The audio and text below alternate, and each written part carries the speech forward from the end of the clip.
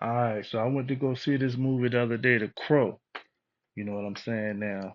What is the crow? The black crow helps the soul move back and forth to different realms. That's what they're showing in this movie. That's what the black crow, that's what the symbolism is. That's what it's symbolic to. Now, um, it's also showing that when we do this, because our soul can do this even when we're consciously of doing it or not, that we are multidimensional beings. Um, and one of the things that they kept showing was when after he had died, you know what I'm saying, when he was in the lower realm, it wasn't hell because he was like, where am I? It was another being there. And this being was basically telling him, I guess he was like a overseer or like a guardian of this realm.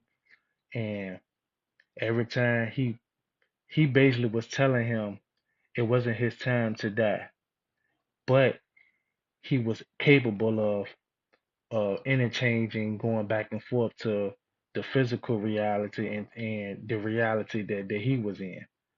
So every time he pushed them back into the water, he would come back to the physical realm.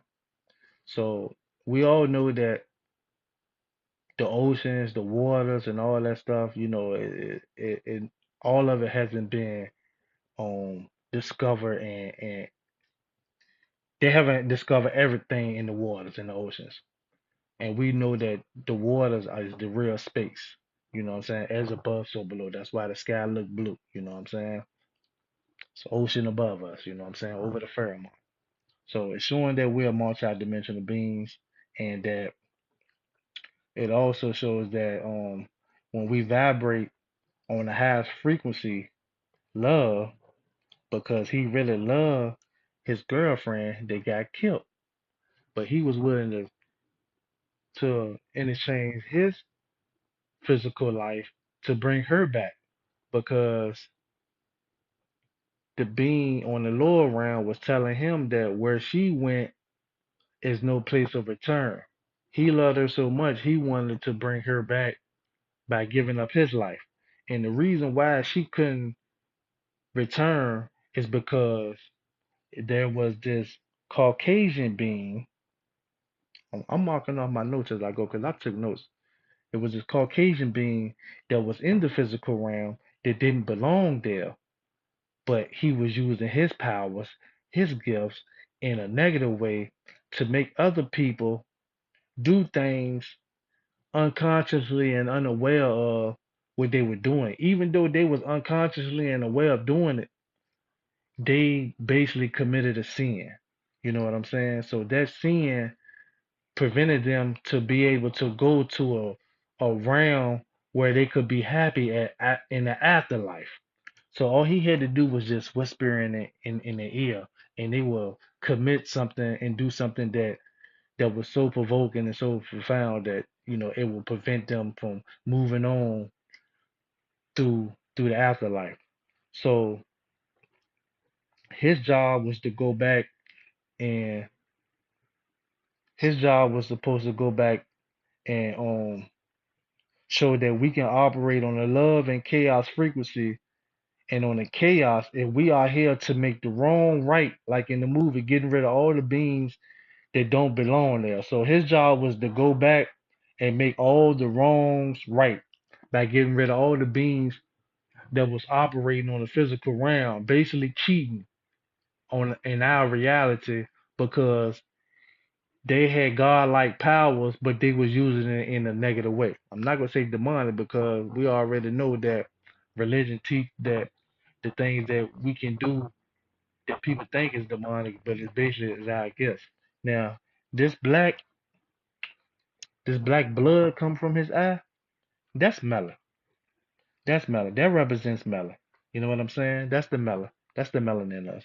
And this show also shows that we got to go through some things to come to our awakened state. Not necessarily everybody got to go through something really bad or really horrific or whatever, but I honestly can say that you got to go through some things to awaken that third eye. And it will. You know what I'm saying? Love will activate chaos, and chaos is melon, and chaos will bring change. Yeah. All right. Now let's move on to the next thing. All right. Before I was rudely interrupted, now I gotta start all over. Even though this movie, the main character wasn't a melanated character, this movie was all about us. You know what I'm saying? It shows everything about us on him, all the way down to the black blood, which is our melon, all the way down to the text. His text was occult text, cult symbols, sigils, alchemy, Kemetic text, everything spiritual. He got the all seeing eye on his chest, which is the third eye, and he had sigils on his fingers, which was crazy. Um, coincidental, because some of the stuff that he had on his fingers is some of the stuff that I'm gonna get. Um, this basically was just telling you in your face that this movie is about truth, telling us what we can do, that we're multi-dimensional beings, that we can move into different realms. You know what I'm saying? But we don't have to be guided by no crow though, even though that crow is symbolic. You know what I'm saying? Um, I couldn't find on any other picture online that would show all his text. But like I said, most of his text was everything I already mentioned. He had this one text, it was three nines upside down. Three nines is 27. When you break down that 27, the two and the seven, that's equals nine. That's nine ether beings for those who do know. You know what I'm saying? For those who those knows. But those three nines are also upside down sixes. Upside down sixes, you know what I'm saying? Three sixes is 18. And then when you reduce the one and the eight, that is nine. Nine ether beings. So like I said, this movie was talking about nine ether beings because they were showing you all the pieces and all the puzzles, all the golden goose eggs, all throughout the movie and all over his body. You know what I'm saying? So yeah, let's go on to the next thing. Now this was a screenshot because I couldn't never put what it was in the movie because he didn't stay still long enough. So I pulled the trailer up and I watched the trailer and I paused it and I screenshot this joint. This says lullaby. What is lullaby? Y'all know what lullaby means. Rocking you to sleep. And what I think the reason why they kept showing this in the movie, I couldn't, like I said, I couldn't make out because it was cursing and it didn't stay on it too long.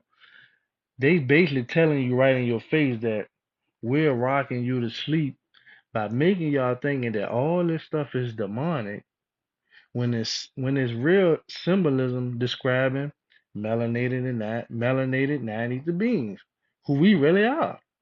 They rocking the masses to sleep right in front of you. You know what I'm saying? Let's move on to the next thing.